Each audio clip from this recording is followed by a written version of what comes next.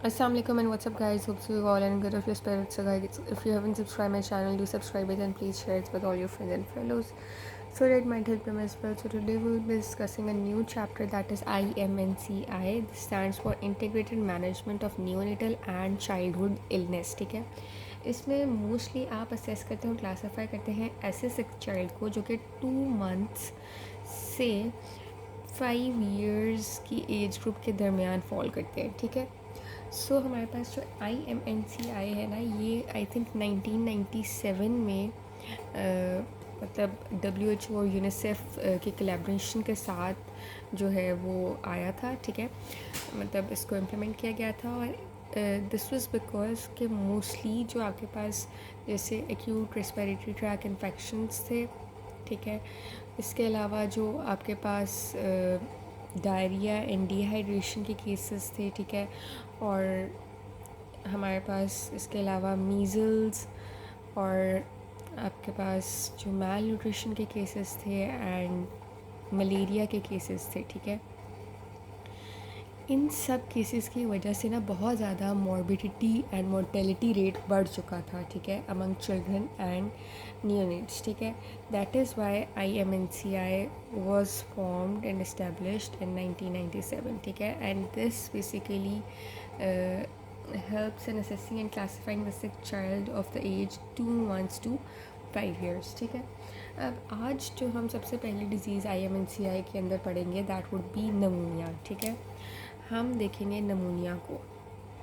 अब हमारे पास जो नमूनिया है ना, इसको और बाकी जितनी भी सवेयर डिजीज़ हैं, अब सबसे पहले तो before you move and classify नमूनिया, सबसे पहले तो आपने कुछ जनरल डेंजर साइंस जो है वो असेस करने होते हैं इन द पेशेंट. जब पेशेंट आपके पास आएगा तो आपने कुछ जनरल डेंजर साइंस जो है वो असेस करने हैं. ठीक है, कुछ चीज़ें जो जनरल डेंजर साइंस को असेस करने के लिए आपको करनी होंगी वो क्या है कि या तो आप पेशेंट से मतलब पूछें कुछ क्वेश्चंस और फिर आप असेस करेंगे, या आप उसको देखते साथ जो चीज़ें आपको पता चल रही हैं उसके थ्रू आप जो है वो जनरल डेंजर साइंस जो है उनको चेकआउट कर सकते हैं. तो जो चीज़ें आपने पेशेंट से पूछनी है to rule out any general danger sign, उसमें आएगा कि सबसे पहले आप पूछेंगे कि क्या जो चाइल्ड है he was able to drink और ब्रेस्ट फीड. ठीक है, अगर वो छोटा है तो क्या उसकी ब्रेस्ट फीडिंग सही चल रही है, और अगर वो थोड़ा बड़ा है तो आप उससे पूछेंगे कि क्या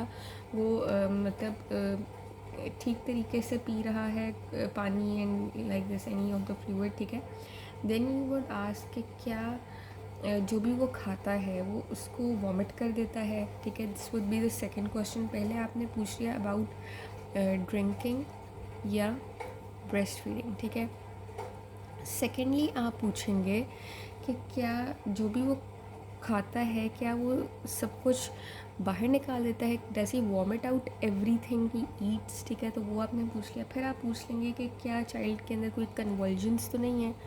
ठीक है, so these are the things that you have to ask from the mother of the child और द चाइल्ड हिमसेल्फ. ठीक है, सो ये हो गई the things that you have to ask. उसके बाद जो चीज़ें आपने देखनी है उस पेशेंट पे, उसमें क्या आता है. सो उसमें आप देखेंगे कि क्या चाइल्ड जो है वो आपको देखने में लिथार्जिक या अनकॉन्शियस तो नहीं लग रहा. ठीक है, यह आपने देख लिया. उसके बाद आप क्या करेंगे कि आप देखेंगे कि क्या उस वक्त चाइल्ड को कोई कन्वर्जेंस तो नहीं पड़ रहे. ठीक है, तो ये चीज़ें हैं जो आपने देखनी है. ठीक है, to rule out the general danger signs before you are going to classify pneumonia. ठीक है, अच्छा, उसके बाद फिर अगर आपको कोई डेंजर साइन मिल जाता है, now it is a case of urgent attention. ठीक है, मतलब आपने अब अगर आपको कोई जनरल डेंजर साइन मिल गया है, ठीक है, तो फिर आपको एक बार जो है ना वो होश के नाखून लेने होंगे. You have to be attentive. ठीक है, फिर आपने क्या करना होगा, you have to assess that child. आपने फिर उसको क्लासीफाई करना है एज वेरी सुवेयर डिजीज़. ठीक है, अगर आपको कोई जनरल डेंजर साइन मिल गया है then you would say that this is a case of very severe disease. फिर आपने उसकी ट्रीटमेंट आइडेंटिफाई करनी है. ठीक है, लाइक अगर तो पेशेंट कन्वर्जेंस के साथ है, ठीक है, तो फिर आप क्या करेंगे, आप उसको डायज़ीपैम दे देंगे. ठीक है, इसी तरह आप उसकी प्रॉपर्ली कंप्लीट असेसमेंट करेंगे जल्दी से. ठीक है, और अगर तो आपने उसको रेफ़र करने से पहले कोई ट्रीटमेंट दे सकते हैं, प्री रेफरल ट्रीटमेंट, तो आप वो देंगे and then you would refer to any other hospital, ठीक है, जहाँ पे उसको प्रॉपर्ली ट्रीट किया जा सकता है, ठीक है। देन आपने जो चाइल्ड है उसको वार्म रखना है, ठीक है, उसको ट्रीट करना है to prevent any low blood sugar levels, ताकि वो हाइपोग्लाइसीमिया में ना चला जाए। तो उसके लिए भी फिर आपने बिफोर रेफरल उसको ट्रीट करना है, ठीक है, हाइपोग्लाइसीमिया से बचाना है। And then ultimately you have to refer urgently to the hospital, ठीक है। उसके बाद ये तो हो गया everything about the general danger signs. अब हम देख लेते हैं कि after assessing the general danger signs अब आपने पेशेंट से जो मेन सिम्टम्स हैं ना वो पूछने हैं, ठीक है। Now you would ask for the main symptoms, ठीक है। तो हमारे पास फिर हम क्या करते हैं कि अब मेन सिम्टम्स ऑफ नमूनिया को रूल आउट करने के लिए आप उससे कफ का और डिफ़िकल्टी इन ब्रीथिंग का पूछेंगे, ठीक है। टू रूल आउट नमूनिया आप उससे एक तो कफ का पूछेंगे और डिफ़िकल्ट ब्रीथिंग का पूछ लेंगे, ठीक है। So if the patient says yes कि उसको काफ़ी है और उसको डिफ़िकल्ट ब्रीथिंग भी है, ठीक है, तो फिर आपने क्या करना है, ठीक है, कि आपने पेशेंट को सबसे पहले तो काम रखना है, ठीक है। You have to keep the patient calm. आपने उससे पूछना है कि कितने अरसे से उसको ये कफ है, कितने अरसे से उसको डिफ़िकल्टी इन ब्रीदिंग है, ठीक है। देन आपने उसको काम करने के बाद ना अब आपने कुछ चीज़ें उसकी असेस करना शुरू करनी है, ठीक है। लाइक आपने उसका ब्रीथिंग रेट चेक कर लेना है, ठीक है। इसके अलावा आपने उसकी देखनी है कि कोई उसको चेस्ट इनग्रोइंग तो नहीं है, ठीक है। और इसके अलावा आपने क्या देखना है कि आपने लिसन करना है फॉर एनी स्ट्राइडर, ठीक है। You have to listen any stridor if you are मतलब you can hear any stridor, तो वो आप मेंशन करेंगे अपनी प्रिस्क्रिप्शन में कि येस ही हैज़ स्ट्राइडर और नॉट। उसके अलावा आपने देखना है फॉर एनी वीज़, ठीक है। तो ये चीज़ें हैं जो आपने अब असेस करनी है। ब्रीथिंग रेट आपने काउंट कर लिया, चेस्ट इनवॉइस का देख लिया, स्ट्राइडर और वीज़ का देखना है, ठीक है। After you have asked for cough and breathing difficulty के वो कब है, कब से है और कितने ड्यूरेशन से है, ठीक है। अब आपने याद रखना है कि जो ब्रेथ्स आपने काउंट करने हैं ना, ये आपने काउंट करने हैं 1 मिनट में, ठीक है।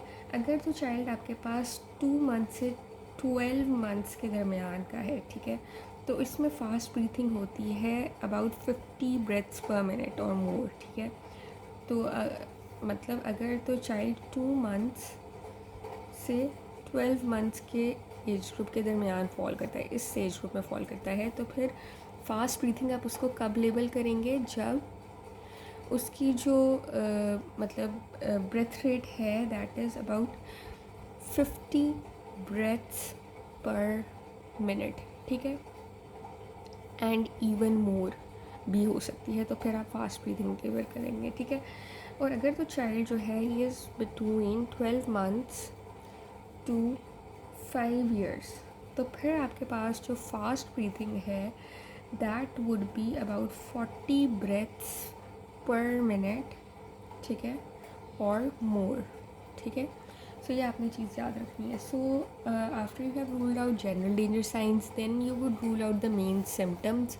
अब हम आएंगे कि किस तरह से आपने क्लासिफाई करना है नमूनिया के पेशेंट को जिसको कफ़ और ब्रीथिंग जिसमें आपको कोई कफ़ और ब्रीथिंग के सिम्टम्स मिल रहे हैं, ठीक है। तो अब हम क्लासिफिकेशन कर लेते हैं। तो हमारे पास क्लासिफिकेशन कुछ इस तरह से है कि अगर तो पेशेंट में कोई साइंस नहीं है नमूनिया के या बहुत सीवियर डिज़ीज़ है, तो फिर हम इसको कह सकते हैं the patient might be suffering from cough और कोल्ड। मतलब उसमें अगर कोई साइंस नमूनिया के नहीं है, नमूनिया के तो साइंस नहीं है, लेकिन उसको कोई बहुत सीवियर डिज़ीज़ है, ठीक है, तो फिर हम क्या कहेंगे कि this might be a case of cough या कॉमन कोल्ड जो होता है, ठीक है। सो इसमें क्या होगा कि अगर तो पेशेंट उसमें आपको वीजिंग सुनाई दे रही है, ठीक है, या it has disappeared after rapidly acting bronchodilator, ठीक है। सो अगर उसमें आपको कोई वीज़ सुनाई दे रही है तो वो ब्रोंकोडाइलेटर के साथ आप उसको ट्रीट कर लेंगे, ठीक है। इसके अलावा आप बेसिकली उसको ये जो ब्रोंकोडाइलेटर है ना, ये आप इनहेल्ड ब्रोंकोडाइलेटर देते हैं फॉर 5 डेज़, ठीक है, टू ट्रीट वीज, ठीक है। देन आप इसके अलावा क्या करते हैं कि आप उसकी थ्रोट को सूदिंग इफेक्ट देने के लिए, उसकी कफ़ को रिलीव करने के लिए कोई सेफ़ रेमेडी जो है उसका सजेस्ट कर सकते हैं। लाइक आप उसे कहेंगे कि आप जो है वो गरारे करें, मतलब आप कोई गर्म जो है वो कावा वगैरह पिएँ, so that can be A safe remedy, आप उसको सजेस्ट कर सकते हैं, ठीक है।